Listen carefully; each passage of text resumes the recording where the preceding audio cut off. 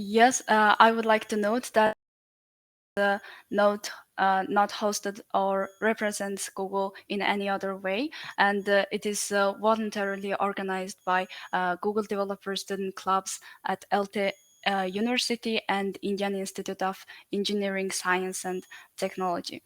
So during the presentation, feel free to interrupt and ask questions in the chat sections or unmute yourselves. Okay, so let's get started.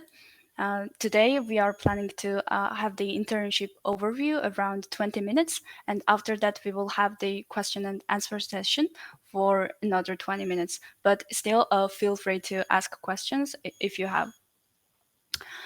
So let's meet the invited speakers. Sanjana Chakravarti, they are incoming software engineering intern at Google, and they are also the founder and the lead at Google Developer Student Clubs IIEST, and they were also step intern at Google in the summer of 2021. And our another speaker is Theodor-Stefan, and he is also incoming software intern at Google, and he was also software step intern at Google in the summer of 2021. And this is me. I'm also incoming software intern at Morgan Stanley, and I am the co-founder and co-lead at GDSC ELTE, and I was also Google step intern last summer. So a lot of people were asking, people at my university, they were asking me about how I got landed my internship at Google, and it was very difficult for me to answer the questions for each of them. So that's why I discussed with my core team members at Google Developer Student Clubs, and they thought it would be a good idea, and that's how we are hosting today's event. So I hope this event will be useful for everyone and informative as well at the same time, and probably would help you to land your first internship at Google. So let's get started. STEP is the abbreviation of Student Training Engineering Program. So it is a 12-week internship program intended for first and second year undergraduate students who has passion in computer science. And it is very good opportunity to kickstart your career in tech. And if you are from a historically underrepresented group, it is also a good opportunity.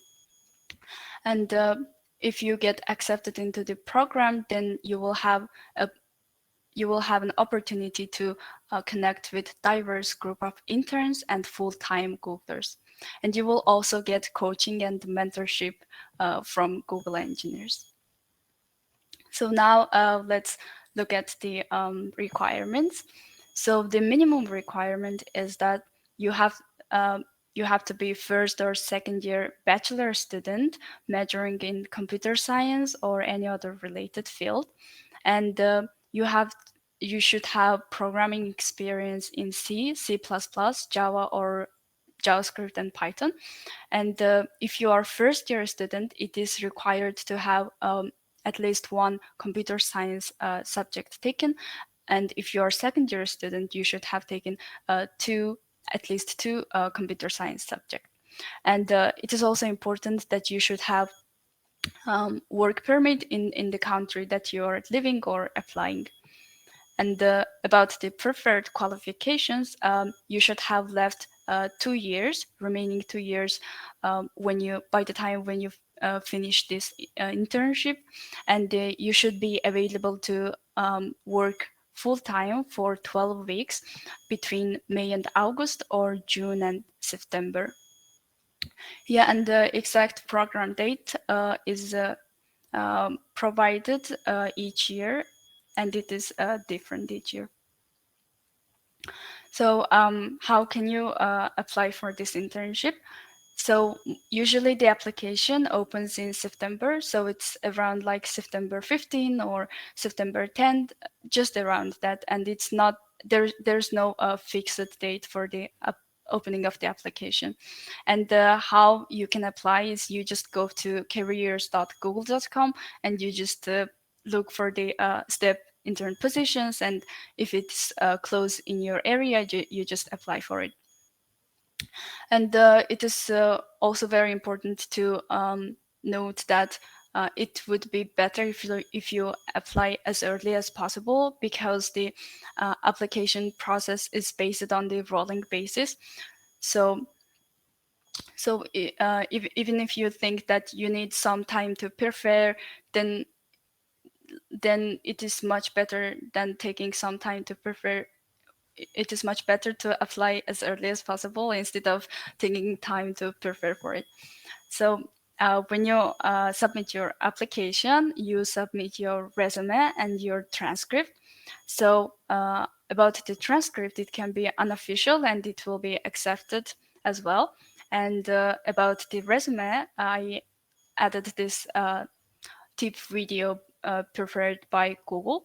And I always used to check this video every time I update my resume. And every time I come back, it always seems like it's new. So it is a very good tip.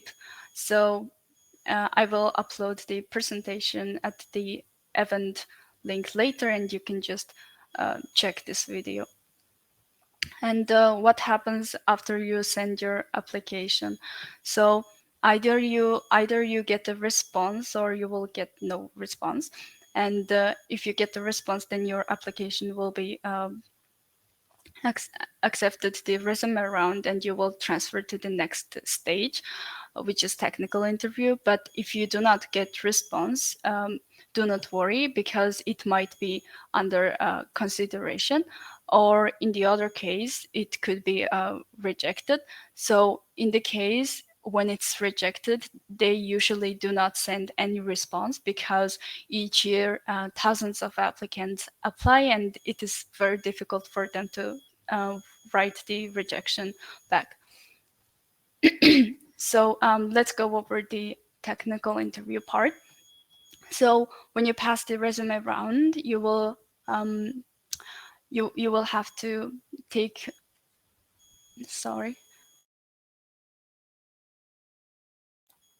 you will have to take the technical interview, which is for to 25 minutes interview. And each interview, they will have different people, and you will have 15 minutes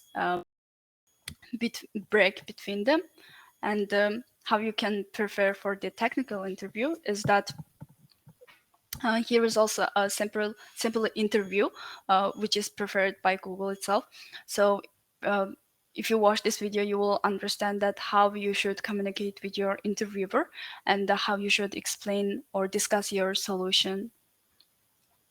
So I would recommend this video. And usually the technical interview, it has 1 to 3 questions, and it would be very important if you prepare early and often, so that you will have a higher chance of getting accepted.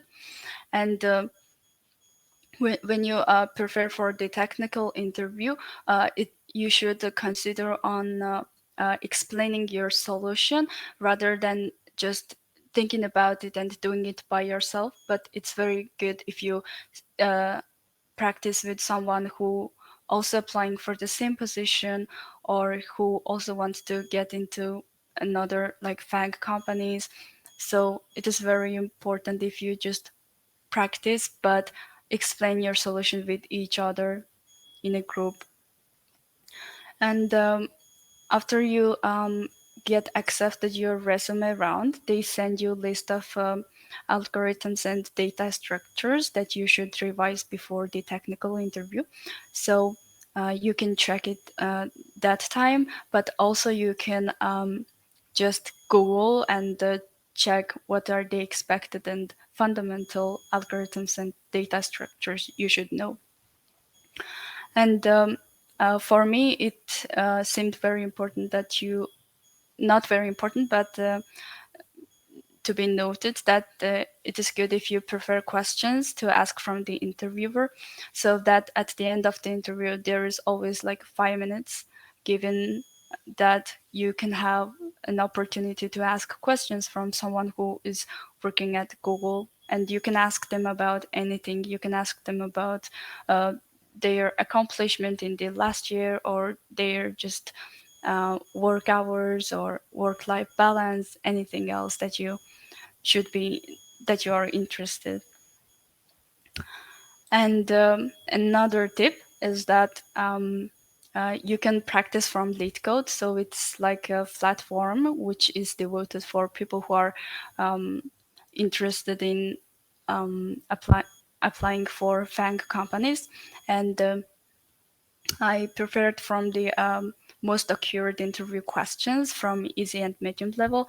I personally finished the medium level questions with two of my friends, so it was very good practice to explain my solutions every day, and they also did the same, and they also got into very good companies. So these questions are they won't like get in the interview directly, but it will be very similar design, very similar programming patterns, or very similar structure of problems.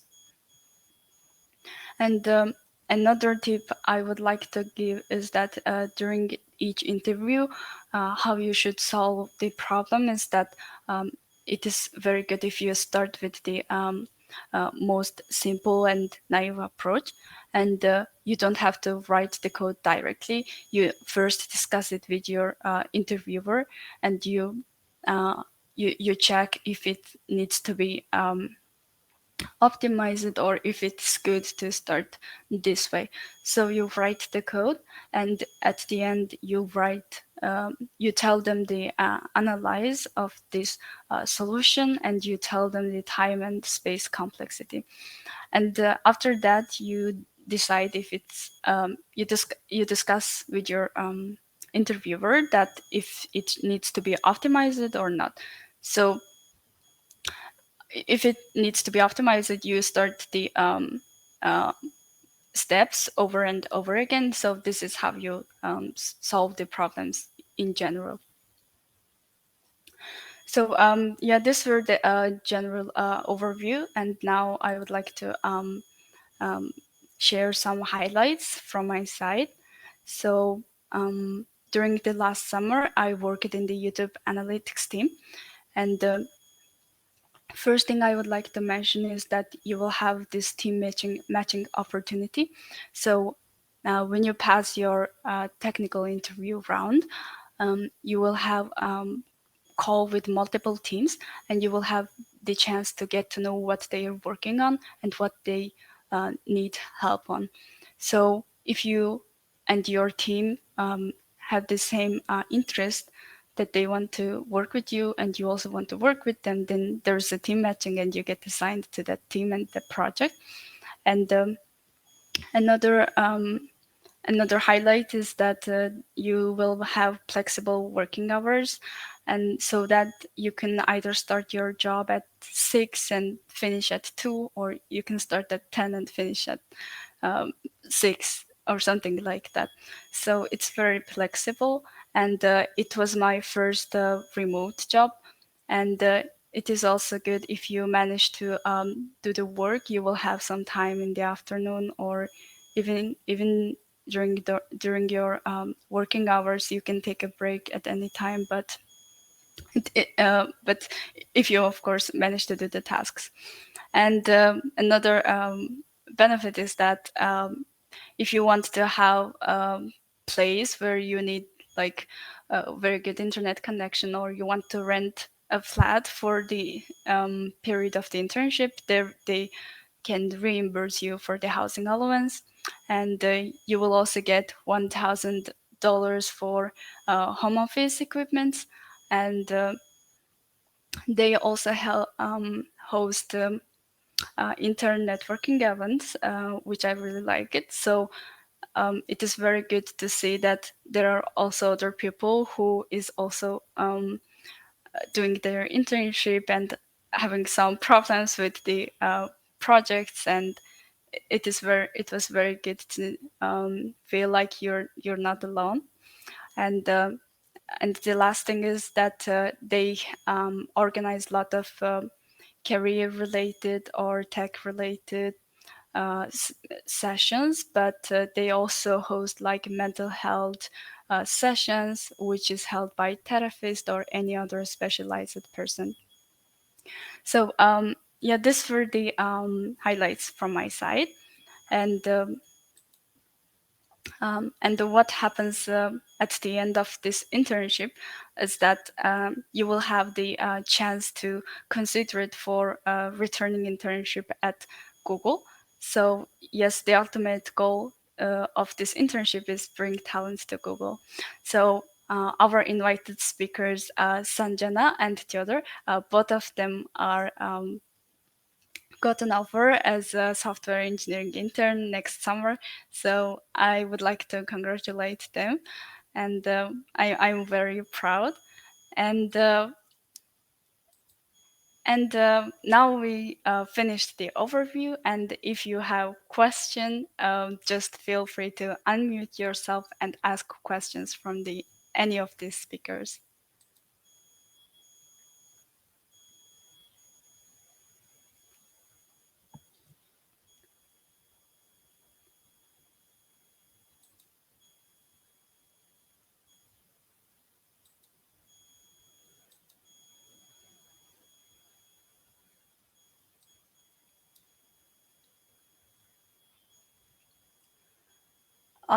Yeah, so there is a question that is there an option to work on location? So is it like work from the country that you are living in? I think I can answer that. Uh-huh. So, for today's year, you can choose from working hybrid or working remotely. So, if you choose to work remotely, you are going to work from the country you are based in. And if you choose to work the hybrid model, you will work from the country where the team and the project is located, and you will go 3 days a week to the office, and 2 days a week we will work from home. Wow, actually, that sounds great. Yeah, I believe from next year they are going to make it full on site. I don't Mm-hmm. know, maybe, but this year it is you can choose from hybrid to remotely. Last year was the only option was remotely, so I believe we are going to the right direction.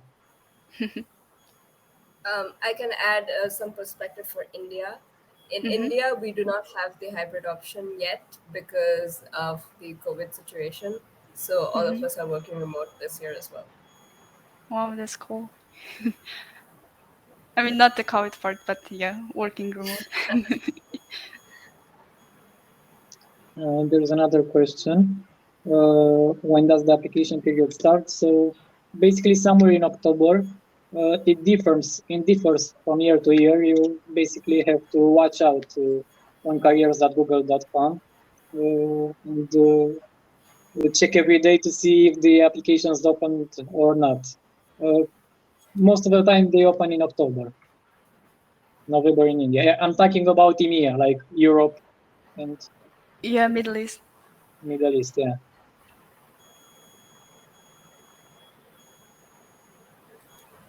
Yes, to start in the summer, you have to apply right a year before, actually. Yeah. Yeah, all the internship Oh. application open in October for the following summer. So you have to Mm-hmm. apply really early. Yeah. And the process actually took quite a long time, depending on um, yeah, depending on the zone, I think. Like actually, I think I applied twice last year, maybe the last year. So I think first time I got rejected from the resume round, and after like I don't know, maybe 3 or 4 months, I updated my resume and I applied again. But that time I got accepted. So it was like I think I submitted around February and got my response after a week.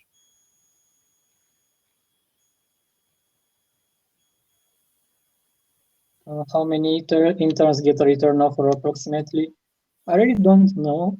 I think that more than half get a return offer, but I Yeah. do not have many more information about that. Yeah. If you guys Yeah. have. Yes, I think if you finish your project successfully, and if your previous experience is also good, and then I think you are considered for a return offer. You will be accepted for a return offer. Just I'm not sure if there is a limit or not. Yeah. I think the host feedback needs to be good. So as long as your host is satisfied with your work, Mm-hmm. you should be a strong candidate for a return offer. Yes. Okay. What would you say was the most outstanding part of your CV? For me personally, I believe that writing in my resume about some awards, some contests and Olympiads Mm-hmm. was a plus because most people don't have that. Also, if you have some work experience, because this internship is only for people who are in the first or second years, having work experience is also something outstanding. But Mm-hmm. if you have neither of those, you don't need to be worried. I mean, most of people don't have. Uh, Basically, write about your skills, education, and projects, university projects, and what uh, what I recommend you trying to do is trying to be innovative with these projects. I mean, like a lot of your colleagues in university will have the same project as you, and recruiters may see that project a lot. You may include something that you did outstanding in that project, like for example, you made it be more effective, or increase the performance, or increased something. They really like metrics. Like if you say that I increased the performance by 0.2 seconds, or decreased the error rate by 10%. All of these matters. So if you can include metrics or something that would get you in the light of the reflector, it's the best. For me, I think the part in my CV that stood out, I was actually already involved with Google before. I was a Women Tech Makers Engineering Fellow. So Google already had my resume, and this achievement was also on my resume. I think that's what stood out most because through this program, Google got additional data about me and about my performance. Apart from that, I had a project on reinforcement learning. It's a very simple project, nothing very fancy, but reinforcement learning in general is a little complicated of a field. So, as a sophomore student, having a project in reinforcement learning was probably something that added to my CV. Yeah, thank you for the answer. From my side, I had a personal project that I was working on, so I think it helped me to stand out from the applicants.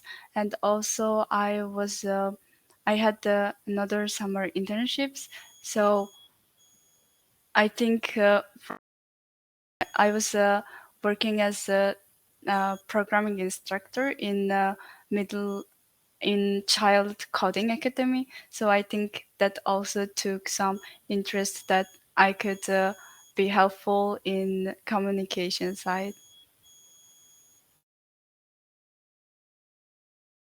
Okay, the next question is, what should be the preparation strategy?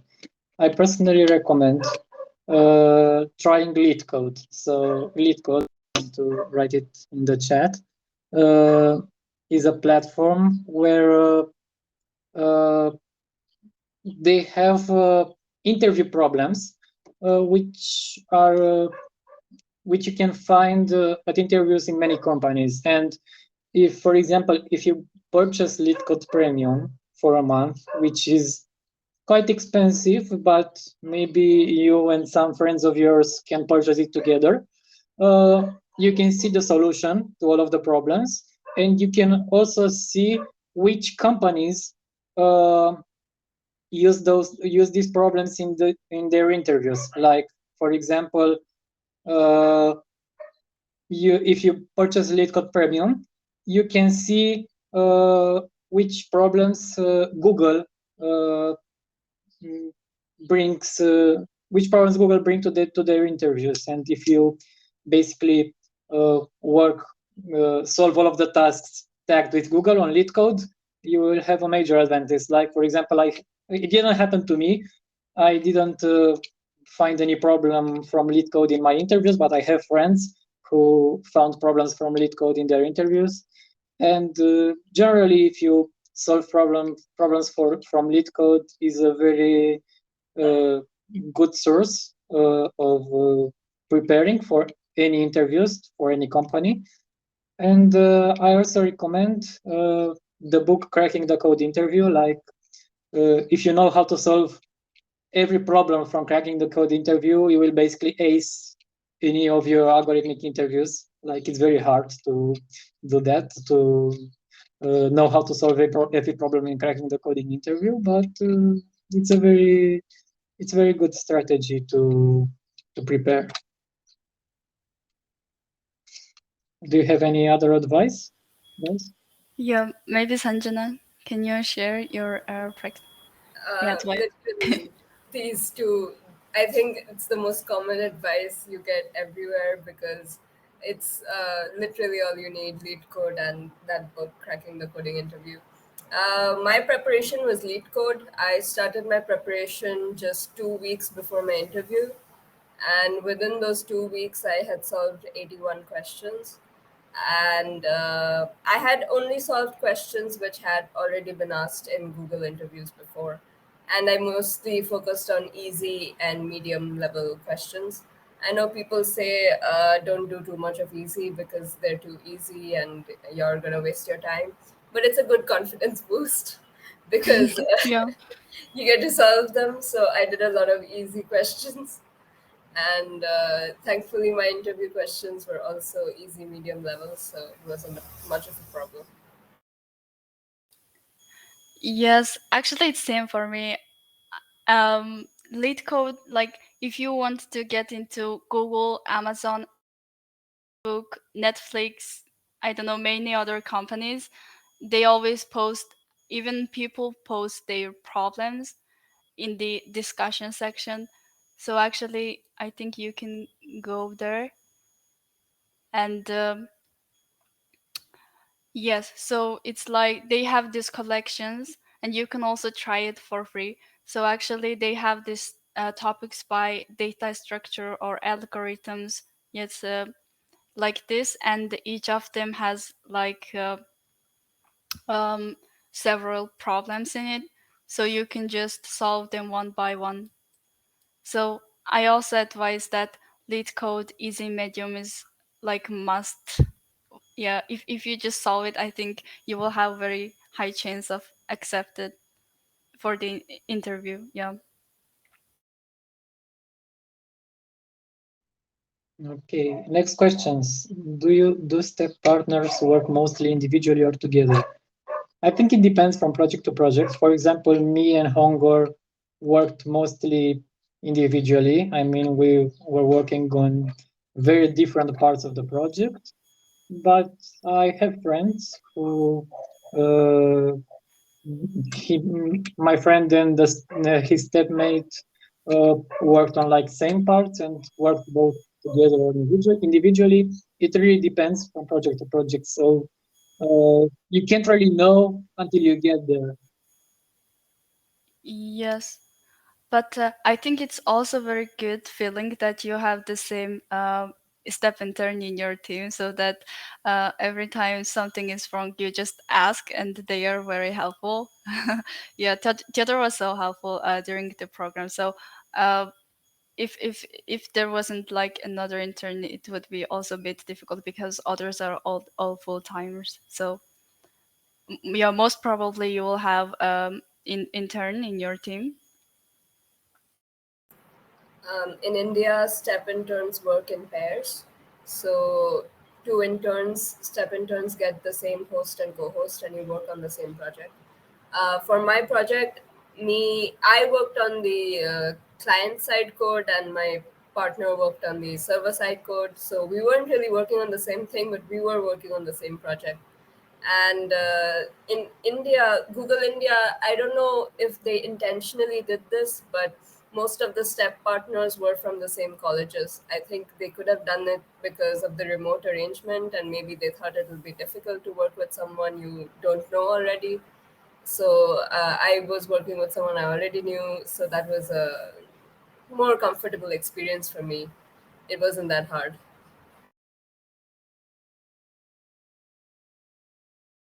Okay, the next question about applying to North America.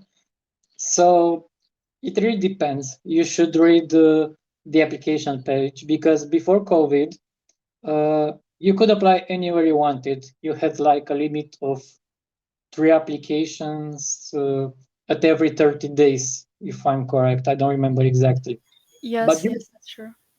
but during COVID, in the middle of the pandemic, if I remember well, you couldn't apply to another continent because of travel restrictions.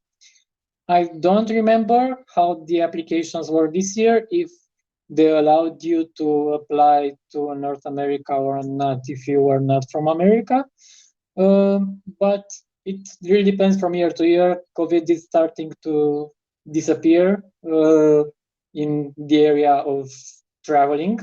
And you need to, I mean, all the details will be there on the page. For example, in 1 year, they said you must be enrolled in university in United States in order to work in United States. So basically, me, who I'm from Europe, I couldn't do that.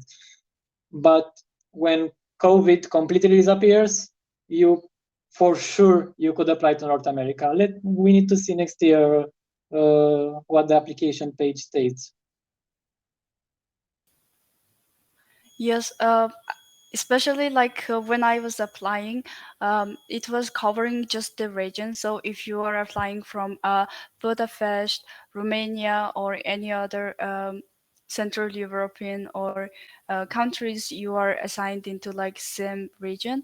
And if I think that your teams are mostly from this region, and you just match with them, but it was remote. So in the case if it's remote, you are free to choose any team in that region, but not like out of nowhere North America, but in the Europe and Middle East region. And this year I also checked. Last year it was possible if you are living in Hungary or studying in Hungary that you can apply for step intern position. But this year it was not listed. But I think it's also okay if you just apply and check if it's working.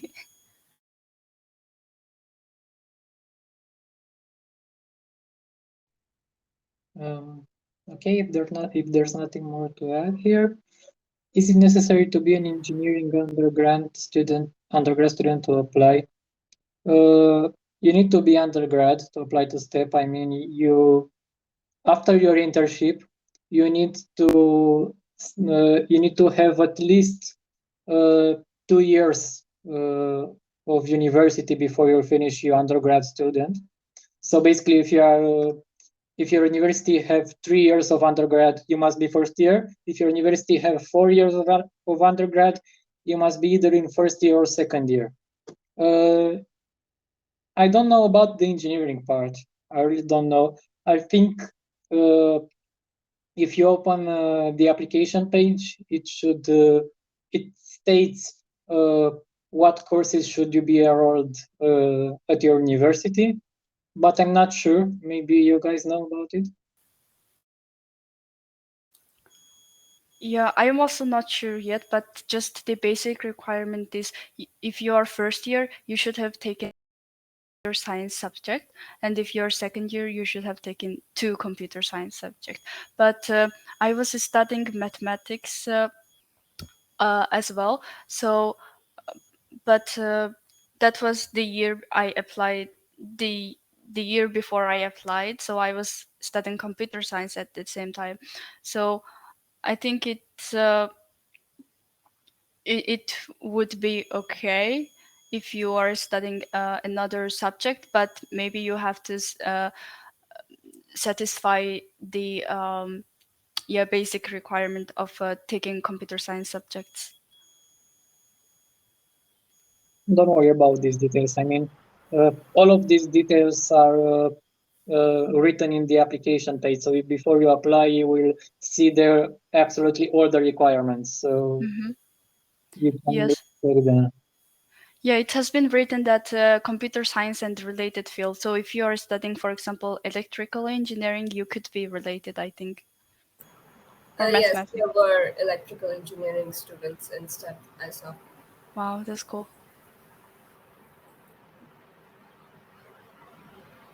Okay. How to perform well during your internship? What would be your suggestions? So basically, I recommend having calls with your host one to one. I mean, only you and your host in the meeting uh, every week, so that your host can give you feedback and to see if you are on the right path or not. Basically, your host uh, should tell you if you are progressing the way you should be or if you are not, if you need to do more, if you need to improve more. Um, I don't have any specific suggestions.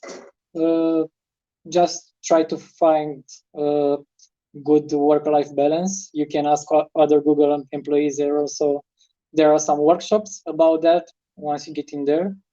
And I don't know. I don't have anything else to say. Something that's really important is you're going to have a host and a co-host, and some interns they make a mistake. They only communicate with one of them, but not both of them. But both of their feedback is going to be taken into account for your internship evaluation. So it's important that both your host as well as co-host know what you're doing and that you have good communication with both of them. So try to maintain that. And of course, yes, I know the intern team suggested that we need to have daily syncs with our host and co-host, but my team, we had syncs on Monday, Wednesday, and Friday, and that was good enough for us. Communicate and just make sure that both of them know what you're working on and how far you've come and what your progress is, and that should be fine. Yes, I also think it's very important to communicate, and they give you feedback frequently. So it's very good that you understand that how you're performing and also show them how you're progressing. To shortly answer the next question, yes, it is very paid. Very paid. Yeah, it is well paid actually. Yeah. I Yeah, mean, I don't know and if we are allowed to yeah, we're say. not allowed to, but we can talk about the benefits, other benefits. Uh, the public, I read that this $1,000 home office, it is public. So yeah, I have the desk chair and very good headphone from yeah Google. Even now, it is good.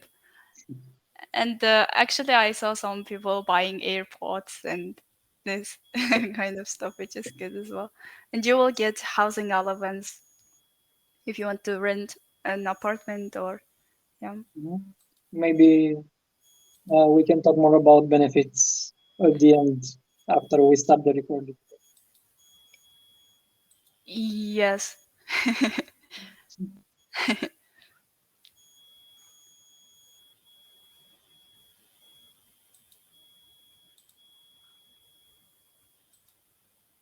So What has been the part of the internship program impacted your growth since completion?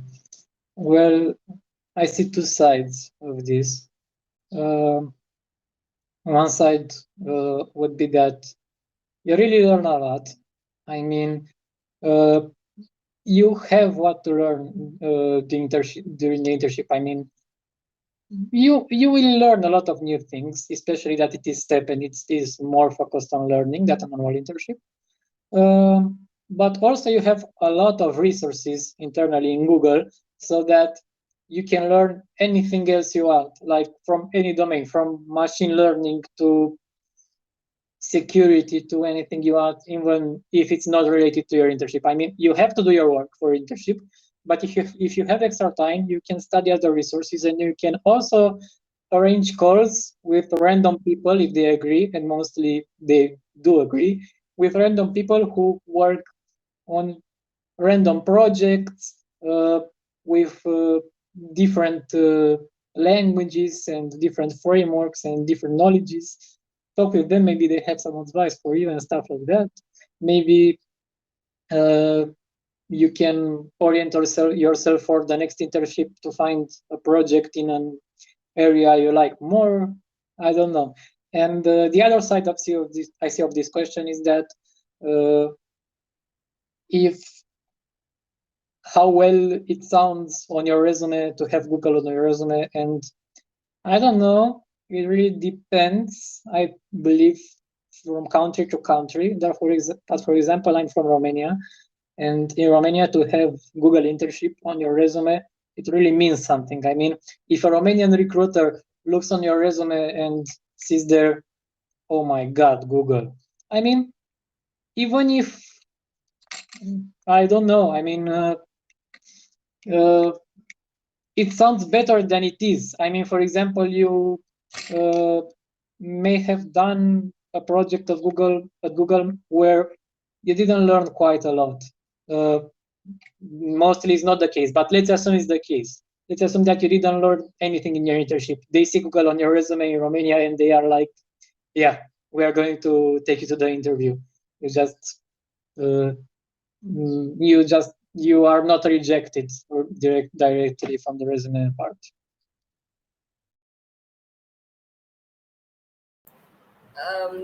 In terms of growth, there's another part which is in terms of how we learn to work in a company.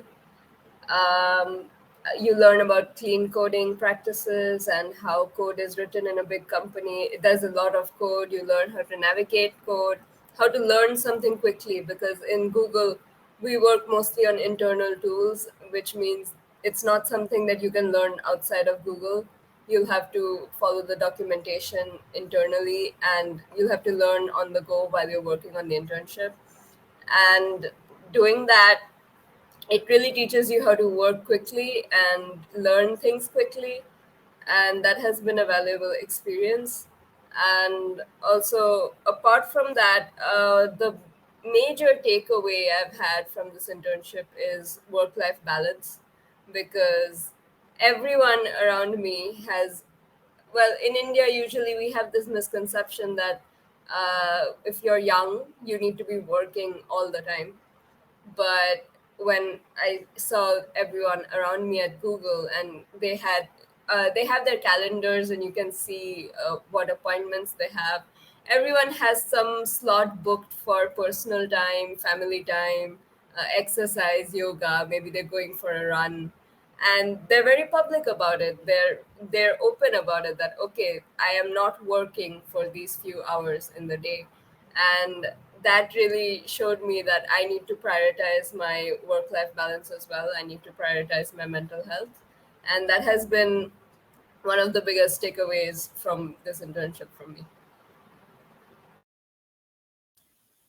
Oh, thank you for the answers. It was very yeah, I also would like to add what I learned in the technical aspect of solving a problem. So in the beginning, it was very difficult for me to adapt into this huge code base, and I didn't used to quite understand the like these like very long codes and lot of stuff, and they have a lot of resources where you can just get lost for hours.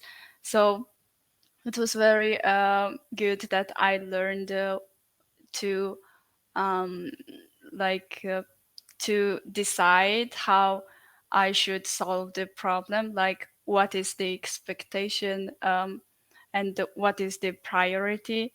So even now, when I have university project or any other project, I always start with the expected like solution, and from there I plan what I should be starting with. So it was very good aspect that I understood from my host and mentors. And yes, also about the mentors, as Sanjana said, they always have time for their personal life. So I always used to think that once you work at this company, you will be working all day and you won't be have time for your friends, family, and others. But actually, it's the other way. They manage their work-life balance so good that they just travel during the weekends, or they always have something new when we have the meeting.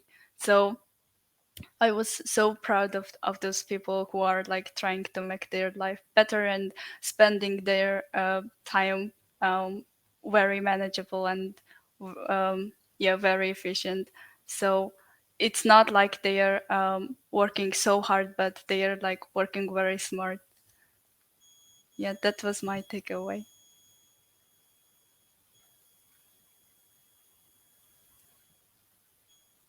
Do you have any other questions?